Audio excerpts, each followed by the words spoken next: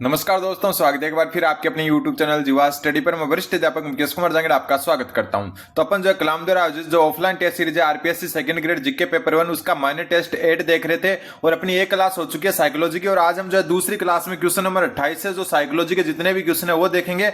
और सारे क्वेश्चन आज जो अपने अधिगम के सिद्धांत और जो है इसके साथ साथ में जो आपके निर्मितवाद है उससे संबंधित है। तो आज का जो पहला क्वेश्चन है कि स्किनर के अनुसार वह जीव को प्राकृतिक रूप से पुनर्बलित करता है और उत्तरजीविता से संबंधित है, क्या कहलाता है। तो यहां पर ध्यान रख लेना, जो भी प्राकृतिक रूप से अगर जीव को पुनर्बलित करे उसको प्राथमिक धनात्मक पुनर्बलक कहते हैं। ठीक है, प्राकृतिक रूप से जो भी आपको जो है क्या करे, जो है पुनर्बलित करे तो उसको जो है अपन प्राथमिक धनात्मक पुनर्बलक कहते हैं। द्वितीयक धनात्मक पुनर्बलक की बात करें तो ये जो अपना क्या होता है, जो सेकेंडरी होते हैं, जैसे पैसा हो गया, ठीक है, पैसे के अलावा जो प्रशंसा हो गई जो बाहरी रूप से अपने को मिलती है, ठीक है।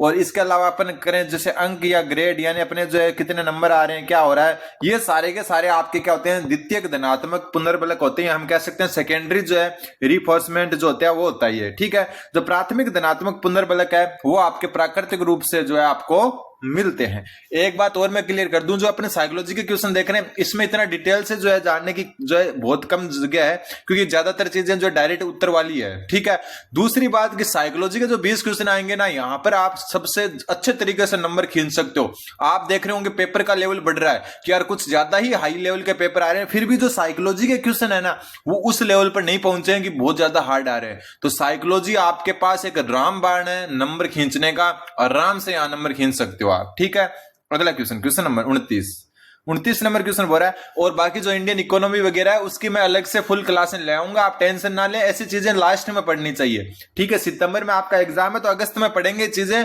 ताकि आपको याद रहे अच्छे से। ठीक है, एकदम डेटा भी फाइनल आ जाएगा जिसमें इंडियन इकोनॉमी, सेवा क्षेत्र, कृषि क्षेत्र है, विदेशी व्यापार है, ये सारे के सारे जो भी अपने टॉपिक जो अपने आपको लगते नहीं अलग टॉपिक है उनको सबको कवर करेंगे, टेंशन लेने की बात है नहीं है। फिर किस प्रकार के अनुबंधन में अनुक्रियाएं प्राणी के नियंत्रण में होती है और ऐच्छिक होती है। देखो, बात जब ऐच्छिक क्रियाओं की हो जाए या नियंत्रित क्रियाओं की हो जाए ना, तो इसमें नाम आता है सबसे पहले क्रिया प्रसूति सिद्धांत का। किसका आता है? क्रिया प्रसूति सिद्धांत का। और क्रिया प्रसूति सिद्धांत जो किसने दिया? स्किनर ने। ठीक है, तो जब भी ऐच्छिक या नियंत्रित क्रियाओं की बात आ जाए तो क्रिया प्रसूति सिद्धांत का नाम आता है जो स्किनर ने दिया। और स्किनर का जो सिद्धांत है उसका दूसरा नाम है आपका नैमित्तिक अनुबंधन। कौन सा? नैमित्तिक अनुबंधन। इसमें जो है प्राणी अपने हिसाब से जो है प्रतिक्रियाएं करता है। जैसे आपके पास कोई कॉल आ गया तो आप उठाओ या नहीं उठाओ आपके हिसाब से ऐच्छिक क्रिया है, तो उस हिसाब के जो है क्रिया प्रसूति सिद्धांत या नैमित्तिक अनुबंधन से संबंधित है। अगला क्वेश्चन नंबर 30, निम्नलिखित में से कौन सा मनोवैज्ञानिक व्यवहारवाद से संबंधित नहीं है। वाटसन को तो व्यवहारवाद का जनक कहा जाता है, आप सभी को पता है। ठीक है, स्किनर ये भी व्यवहारवादी था, क्लार्क हल भी जो है आपके व्यवहारवादी थे। दो नाम हमेशा ध्यान रख लेना, स्किनर और जो क्लार्क हल है, ये दोनों जो है इन्होंने हमेशा पुनर्बलन पर जो है क्या दिया है? जोर दिया है। किस पर? पुनर्बलन पर। तो पुनर्बलन नाम आते ही इन दो का नाम तो जरूर आता है। तो सिगमंड फ्राइड जो है ना, ये आपके जो है व्यवहारवाद से संबंधित नहीं है, क्योंकि ये मनोविश्लेषणवाद से संबंधित है। किससे है? मनोविश्लेषणवाद। वापस मैं बता दूं कि साइकोलॉजी जो है आज भी जो है उतनी हार्ड नहीं आती। पेपर अगर हार्ड भी आ जाता है तो साइकोलॉजी उतनी हार्ड अभी भी नहीं आती है। अगला क्वेश्चन नंबर 31, आईपी पावलाव एक रूसी डैश थे। तो जो मनोवैज्ञानिक नहीं थे वो। ठीक है, पावलाव जो है वो एक शरीर वैज्ञानिक थे, ध्यान रख लेना। मनोवैज्ञानिक नहीं थे, क्या थे? एक शरीर वैज्ञानिक थे। कौन से देश के थे? रूस के। हालांकि ऐसे क्वेश्चन नहीं आते हैं, ठीक है, लेकिन कब आ जाए किसी को पता नहीं है, तो अपने को पता होना चाहिए। अगला क्वेश्चन नंबर 32 नंबर क्वेश्चन बोल रहा है कि निम्न में से कौन सा अधिगम सिद्धांत निर्मितवादी अधिगम से संबंधित है। तो निर्मितवादी अधिगम से संबंधित सिद्धांत पूछा है। तो देखो, निर्मितवादी जो सिद्धांत जो अधिगम है उससे दो सिद्धांत हमेशा ध्यान रख लेना। एक तो जो है जीन पियाजे जो है वो इससे जुड़े हुए हैं। कौन? जीन पियाजे। और दूसरे जो है वाइगोत्स्की, सामाजिक जो है संस्कृति सिद्धांत दिया था ना वाइगोत्स्की ने। ये दो नाम तो है ना ज्यादातर निर्मितवाद से ही जुड़े हुए हैं। तो यहां पर देखो कौन सा जो है आपका जीन पियाजे से संबंधित है, तो ऑप्शन नंबर 2 पियाजे का संज्ञानात्मक विकास सिद्धांत। तो यही जो आपका निर्मितवाद से जुड़ा हुआ है। अगला क्वेश्चन नंबर 33 क्वेश्चन थोड़ा छोटा कर लेते हैं। ये क्वेश्चन 33वां नेगेटिव पॉजिटिव सेंस से हो जाएगा। निम्नलिखित में से कौन सा कथन निर्मितवादी अधिगम में अध्यापक की भूमिका के संदर्भ में सही नहीं है? सही नहीं पूछा है। अध्यापक विद्यार्थी को स्वतंत्र चिंतक हेतु पोषित करने में सहायता करता है। तो ये बिल्कुल सही है। स्वतंत्र चिंतक मतलब हो गया एकदम खुला, जो है अपने आप, जो है निर्मितवाद का मतलब ये करके सीखना, तो एकदम स्वतंत्र छोड़ देता है, बिल्कुल सही है। एक बात और ध्यान रख लेना, कभी भी एग्जाम में जो है पूरे 4 ऑप्शन पढ़ने से पहले कभी भी उत्तर नहीं देना चाहिए, ध्यान रखना इस बात का। अध्यापक प्रामाणिक अधिगम परिस्थितियां प्रदान करता है, बिल्कुल सही है। अध्यापक आधिकारिक ज्ञान का स्थानांतरण करता है, ये भी बिल्कुल सही है। अध्यापक जटिल अधिगम वातावरण प्रदान करता है, तो यही नेगेटिव होगा और यही इसका उत्तर हो जाएगा, क्योंकि अपने को नहीं बताना था। वो जटिल नहीं, वो एक लचीला और सरल जो है वातावरण प्रदान करता है, ध्यान रख लेना। जटिल तो बहुत जो है कॉम्प्लिकेटेड हो जाता है। अगला question, question number 34 number question बोल रहा है, रॉबर्ट गेने के अनुसार किस प्रकार के अधिगम में विश्लेषण, तर्क व चिंतन की आवश्यकता होती है। तो रॉबर्ट गेने में के जो 8 अधिगम जो है मैंने बता दिया, सबसे नीचे संकेत अधिगम होता है और सबसे उच्चतम अवस्था पर समस्या समाधान अधिगम होता है। तो यहाँ पर विश्लेषण, तर्क और चिंतन पर आधारित जो है वो है आपका समस्या समाधान अधिगम, ऑप्शन नंबर 2 इसका उत्तर हो जाएगा। अगला क्वेश्चन, क्वेश्चन नंबर 35, अधिगम के अंतरण के समान तत्व के सिद्धांत के को किसने दिया। ठीक है, समान तत्व सिद्धांत जो है अधिगम अंतरण का, वो दिया आपका थांडाइक ने। किसने दिया? थांडाइक ने। ये क्वेश्चन भी आपका पीवाईक्यू क्वेश्चन है, पहले आया हुआ क्वेश्चन है। अगला क्वेश्चन, क्वेश्चन नंबर 36, जब पूर्व का अधिगम नई परिस्थितियों के सीखने को बिल्कुल प्रभावित नहीं करता, तो ये क्या कहलाता है? मतलब पहले का कोई अधिगम है वो नई परिस्थितियों को बिल्कुल प्रभावित नहीं करता, तो ये अधिगम क्या कहलाता है? तो ये अधिगम का शून्य अंतरण कहलाता है। मतलब अगर पहली कोई चीज सीखी हुई है आपकी, ठीक है, जैसे बाइक चलाना सीखा हुआ है आपका और आप गाड़ी चलाना सीख रहे हो, ठीक है, कार चलाना सीख रहे हो, तो क्या बाइक चलाना जो है वो सीखा हुआ क्या आपके कार चलाने में किसी भी प्रकार को प्रभावित कर रहा है? ना नेगेटिव प्रभावित कर रहा है ना पॉजिटिव प्रभावित कर रहा है। तो यहां पर जो है अधिगम का ये शून्य अंतरण कहलाता है। अगला क्वेश्चन, क्वेश्चन नंबर 37, निम्न में से कौन सा सिद्धांत अधिगम अंतरण में सहायक नहीं है? अधिगम अंतरण में कौन सा सहायक नहीं है? सबसे पहले देखो ये क्वेश्चन इंपॉर्टेंट बनता है क्योंकि इसको डायरेक्ट याद रखना है। देखो मेरा क्या मानना है, मैं एक अलग प्रकार का जो है एक टीचर हूं या एक अलग प्रकार का मैं स्टूडेंट रहा हूं या स्टूडेंट अभी भी हूं मैं, क्योंकि सीख रहे हैं तो स्टूडेंट है। मेरा क्या मानना है, देखो मैं मैथ का स्टूडेंट हूं, तो मेरा मानना है कि जैसे मैं जब तैयारी करता था 2nd ग्रेड की, तब बहुत सारे ग्रुप थे, ठीक है, उनमें से जो ग्रुप में ज्यादातर क्या थे, खुद को बताते थे मैथ लवर, ठीक है, वो क्या करते थे कि कॉन्सेप्ट की इज्जत करते थे। क्या करते थे? कॉन्सेप्ट की इज्जत करते थे और करनी भी चाहिए, ठीक है, कॉन्सेप्ट की जो है इज्जत करते थे और जो है कॉन्सेप्ट की जो इज्जत है वो आपको करनी भी चाहिए, ठीक है। लेकिन मैं जो है थोड़ा अलग सोचता था, मेरा ये मानना था कि आंसर आना चाहिए, यानी उत्तर आना चाहिए, चाहे जिंदा आए चाहे मुर्दा आए, जिंदा आए या मुर्दा, हमें तो उत्तर चाहिए। मतलब कि कॉन्सेप्ट समझ में आए या नहीं आए, चाहे जुगाड़ से ही क्यों ना आए, उत्तर आना चाहिए, ठीक है। तो वही चीजें जो है मैं आपको बताना चाहता हूं कि अपने उत्तर आना चाहिए, अपने को याद होना चाहिए। भले ही अपने को नहीं पता कि कौन सा सिद्धांत अधिगम अंतरण में सहायक है, इसका कॉन्सेप्ट नहीं पता, लेकिन उत्तर पता होना चाहिए। चाहे मैथ में भी मैंने, हाँ ऐसा नहीं है कि मेरे को पूरी जुगाड़ किया था मैंने, कुछ कॉन्सेप्ट नहीं आते हैं, कुछ जो है हार्ड होते हैं टॉपिक, उसके कॉन्सेप्ट अपने को समझ में नहीं आते हैं, तो वहां पर लगा जाता है जुगाड़, और जुगाड़ से तो है 10-15 क्वेश्चन सही हो जाते हैं मैथ में। और आप सभी रिक्वेस्ट भी करते हो कि मैथ की क्लास लाओ, मैथ की क्लास लाओ, बस टाइम की कमी के कारण मैं नहीं ला पा रहा, लेकिन जिस दिन अपनी मैथ की क्लासें आएगी तो आपको पता चलेगा कि जुगाड़ नाम की भी कोई चीज होती है। अगला क्वेश्चन, क्वेश्चन नंबर जो यहाँ पर है कि कौन सा अधिगम अंतरण में सहायक नहीं है, तो इसमें जो है तथ्यों की विशुद्धता, डायरेक्ट नोट कर लेना इसको। अगर आपके कोई नोट्स वगैरह है तो ऊपर ऊपर लिख देना कि अधिगम अंतरण में क्या क्या सहायक है। तो मानसिक अनुशासन सहायक है, समरूप तत्व सहायक और अर्थपूर्ण सामान्यीकरण सहायक है, लेकिन तथ्यों की विशुद्धता होना जरूरी नहीं है। क्वेश्चन नंबर 38वां क्वेश्चन बोल रहा है आपका, किस मनोवैज्ञानिक के अनुसार आत्म संपर्क का निर्माण अधिगम है? किस मनोवैज्ञानिक के अनुसार आत्म संपर्क का निर्माण ही अधिगम है? तो इसका उत्तर हो जाएगा कार्ल रोजर्स, ठीक है, क्या हो जाएगा? Carl Rogers.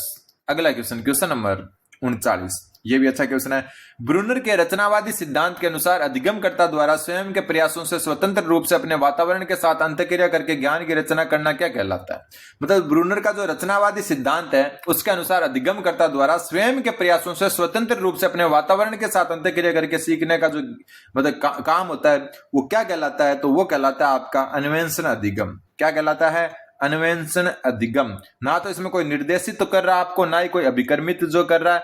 जो है बात आती है फिर संप्रत्यय और जो है अन्वेषण की, तो संप्रत्यय इसमें नहीं आएगा क्योंकि खुद अन्वेषण कर रहे हैं अपन, खुद क्या कर रहे हैं, कुछ काम है कर रहे हैं, ठीक है। कुछ देखो यहाँ पर देखोगे एक्सप्लोरेटरी यानी कुछ चीजों को खोजना, तो स्वतंत्र रूप से वातावरण के साथ जो है काम कर रहा है तो अन्वेषण हो जाएगा। ये क्वेश्चन तो आप अगर इंग्लिश वर्जन में जाओगे ना ऑप्शन में, यहां से हिंदी में पढ़ोगे, यहाँ अगर इंग्लिश में जाओगे तो यहाँ जो है एक्सप्लोरेटरी जो नाम आ जाएगा, उससे आपको जो है थोड़ा सा हो जाएगा। अगर कभी पढ़ा हुआ भी नहीं है ना तो भी इसका उत्तर आप कर सकते हो। फिर रचनावाद के बारे में निम्नलिखित में से कौन सा कथन सत्य है?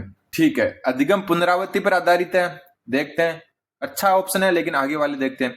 अधिगम अनुभव आधारित है, बिल्कुल ये बात तो कहता ही है। अधिगम निष्क्रिय होता है, तो ये तो कभी होता ही नहीं है। शिक्षक ज्ञान का स्थानांतरण करता है, तो ये भी नहीं है, क्योंकि निर्मितवाद या रचनावाद होता है, इसमें अपन क्या करते हैं, शिक्षक जो है स्थानांतरण नहीं करता, शिक्षक जो है सिर्फ एक फैसिलेटर होता है, एक जो है गाइड करता है, बाकी बच्चा स्वतंत्र रूप से सीखता है। तो इसका उत्तर हो जाएगा अधिगम अनुभव आधारित है, ना तो ये पुनरावृत्ति पर आधारित है और ना ये जो है स्थानांतरण पर आधारित है।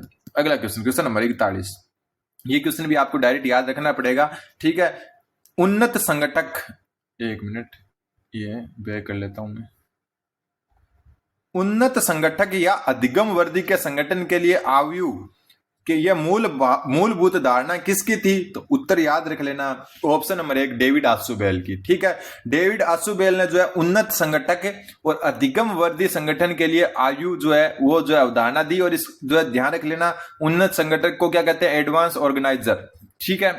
अगला क्वेश्चन, क्वेश्चन नंबर 42, 42वां क्वेश्चन बोल रहा है, बांडुरा के अनुसार लोग बार बार दंड प्राप्त करने वाले मॉडल की बजाय उस मॉडल को चुनना अधिक पसंद करते हैं जो अच्छे परिणाम देने में प्रवीण हो। मतलब उन्होंने अपने जो एक ढोल पर जो प्रयोग किए थे, ठीक है, तो लोग जो है बार बार उस जो दंड प्राप्त करने वाले मॉडल की बजाय उस मॉडल को चुनना अधिक पसंद करते हैं जो अच्छे परिणाम देते हैं। मतलब हमेशा इंसान अच्छे संतोषजनक परिणाम की तरफ भागता है। इस कथन में अवलोकनात्मक अधिगम की कौन सी प्रक्रिया सम्मिलित है?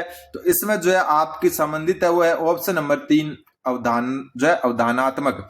एक चीज ध्यान रख लेना, अपना प्लेलिस्ट सेक्शन है ना, कौन सा सेक्शन? प्लेलिस्ट सेक्शन, उसमें संस्कृत डिपार्टमेंट के कलाम के मैंने पेपर सोल्व करवा रखे हैं, वहां पर ये चीजें सब डिटेल से भी बताई हुई है मैंने, तो उनको भी आप जरूर देखते रहें। 15-15 मिनट की 70 क्लासेज है और मैं गारंटी दे रहा हूं वहां से आपको बहुत फायदा होने वाला है। क्योंकि पिछली जो पेपर जो हार्ड माना जा रहा था दिसंबर में जो आपका एग्जाम हुआ था, उसमें 40 क्वेश्चन आए थे उन क्लासों से, तो सोचो उस हार्ड पेपर में 40 आए तो इजी में कितने आएंगे। और मैं आपको फिर लास्ट में जो है पेपर होने के बाद में जो स्क्रीनशॉट भेजूंगा ना, फिर ये मत सोचना कि यार क्लास पढ़ लेते, इससे चाबी आपको पढ़नी चाहिए, क्योंकि जो काम की है तभी मैं आपको करवा रहा हूं, वरना जो है जीवा स्टडी पर मैं बिना काम की चीजें जो है बहुत कम ही करवाता हूं, करवाता ही नहीं हूं, ठीक है। फिर अधिगम के संदर्भ में निम्नलिखित कथनों पर विचार कीजिए और सत्य कथन की पहचान कीजिए। अधिगम व्यवहार का परिमार्जन है, बिल्कुल अधिगम व्यवहार का परिमार्जन है। परिमार्जन मतलब शुद्धता होना, मतलब जो है मतलब एक प्रकार से संशोधित होता है या जो है बढ़ता जाना, ठीक है। अधिगम व्यक्तिगत सामाजिक रूप में एक अर्जित प्रक्रिया है, बिल्कुल जो अधिगम है वो अर्जित प्रक्रिया है। अधिगम मतलब सीखना, सीखना अर्जित होता है, जन्मजात नहीं होता है। जन्मजात होते ही तो परिपक्वता की श्रेणी में आ जाता है। फिर अधिगम में होने वाले परिवर्तन अपेक्षाकृत अस्थायी होते हैं, तो बिल्कुल नहीं होते, वो होते हैं स्थायी। क्या होते हैं? स्थायी परिवर्तन होते हैं। तो पहला दूसरा सही है, तीसरा गलत है, तो उत्तर क्या हो जाएगा इसका? ऑप्शन नंबर पहला दूसरा सही है, तो 1। अगला क्वेश्चन, क्वेश्चन नंबर 44, ये क्वेश्चन अपना कल आ चुका था कि व्यवहार में उत्तरोत्तर अनुकूलन व्यवस्थापन ही अधिगम है। तो व्यवहार में उत्तरोत्तर अनुकूलन भी कह सकते हो, परिवर्तन भी कह सकते हो, तो शब्द याद रखना आपको उत्तरोत्तर। उक्त परिभाषा किसने दी? तो ये परिभाषा आपकी बीएफ स्किनर ने दी। अगले अगला क्वेश्चन है क्वेश्चन नंबर 45, निम्न में से कौन सी विशेषता अधिगम को परिपक्वता से अलग करती है? जब ऐसा क्वेश्चन पूछे ना कि अधिगम को परिपक्वता से अलग कौन करता है, तो यहां पर पहले कौन सा आ रहा है? अधिगम। तो मतलब अपने को ऑप्शन में इसकी विशेषता देखनी है कि अधिगम की विशेषता कौन सी है, वही उत्तर हो जाएगा। इसमें पुनर्बल का कोई स्थान नहीं होता, तो ये तो परिपक्वता की विशेषता है, ठीक है। इसमें अभ्यास एक महत्वपूर्ण भूमिका अदा करता है, हो सकता है ये अधिगम की हो सकती है। अगला देखते हैं, यह जीवन पर्यंत चलने वाली प्रक्रिया नहीं है, तो यह भी परिपक्वता की है, एक समय बाद में रुक जाती है। फिर ये प्रेरकों पर निर्भर नहीं करती, तो यह भी आपका जो परिपक्वता है, तो उत्तर हो जाएगा ऑप्शन नंबर 2 कि जो है अभ्यास से जो है परिपक्वता नहीं आ सकती, अभ्यास से सिर्फ अधिगम आ सकता है। तो ये चीज जो है क्या करती है? अधिगम को परिपक्वता से अलग करती है। क्वेश्चन नंबर 46, निम्न में से अधिगम को प्रभावित करने वाले कौन सा सामाजिक कारक नहीं है? अब ऐसे क्वेश्चन 1-2 आते हैं और अगर आपने पढ़ा भी नहीं है ना कभी, तो ये क्वेश्चन आराम से हो जाएगा। बात सामाजिक कारक की हो रही है, सामाजिक कारक है, इसका मतलब बाहरी कारक है। क्या है? बाहरी कारक। अब देखो ऑप्शन संवेदिक क्षमता, संवेदिक क्षमता संवेदनाएं आंतरिक होती है तो ये तो है नहीं। विद्यालय का परिवेश ये सामाजिक है क्योंकि ये बाहरी है। संवेगात्मक स्थिति, संवेदी और संवेगात्मक एक ही तरीके की लगभग चीजें होती है तो ये भी नहीं है। तो उत्तर हो जाएगा केवल 2। क्या हो जाएगा? केवल 2। इसमें केवल सामाजिक कारक नहीं है तो सामाजिक कारक 1 और 3 नहीं है। ठीक है, 2 तो है, 1 और 3 नहीं है, तो उत्तर हो जाएगा ऑप्शन नंबर 3। अगला क्वेश्चन, क्वेश्चन नंबर 47। ये भी अच्छा क्वेश्चन है। पावलोव के सिद्धांत के अनुसार यदि कुत्ता एक घंटी की आवाज पर लार स्रावित, 1 मिनट ब्रेक हो गया गलती से। अगला जो क्वेश्चन बोल रहा है आपका कि पावलोव के सिद्धांत के अनुसार यदि एक कुत्ता किसी एक घंटी की आवाज पर लार स्रावित करे परंतु उसे मिलती जुलती आवाज पर लार स्रावित नहीं करे तो यह क्या कहलाता है? मतलब एक कुत्ता है वो घंटी की आवाज सुनते ही तो क्या भोजन के लिए लार स्रावित कर रहा है, लेकिन उससे मिलती जुलती कोई और आवाज है उसको वो पहचान लेता है और लार स्रावित नहीं करता, तो ये किस श्रेणी में आएगा? तो ये आएगा विभेदन की श्रेणी में। मतलब वो दोनों ही जो आपके उद्दीपक है, जो आपके जो है कौन से हैं अनुबंधित उद्दीपक है, उनसे क्या कर लेता है? वो विभेदन कर लेता है, उनमें अंतर जान लेता है। Question number 48। चालक न्यूनता सिद्धांत किसके द्वारा प्रतिपादित किया गया? तो चालक न्यूनता सिद्धांत जो आपका क्लार्क हल जो है, CL हल, क्लार्क हल जो है, इनके द्वारा दिया गया। अगला क्वेश्चन, क्वेश्चन नंबर 49। मनोवैज्ञानिक एडविन गुथरी, इनके बारे में अपन कल इनका सिद्धांत, कल वाली क्लास नहीं देखी है तो प्लीज जाके देखें, लाइन से देखोगे तब ज्यादा अच्छा रहेगा। तो मनोवैज्ञानिक एडविन गुथरी के जो है निम्न के संदर्भ में निम्नलिखित कथनों पर विचार कीजिए और असत्य कथन बताना है। असत्य, इन्होंने सीखने का प्रतिस्थापन सिद्धांत दिया, बिल्कुल बिल्कुल सही है, कल बात कर चुके। और कल अपन एक बात और कर चुके, ये समीपता पर आधारित था इनका सिद्धांत।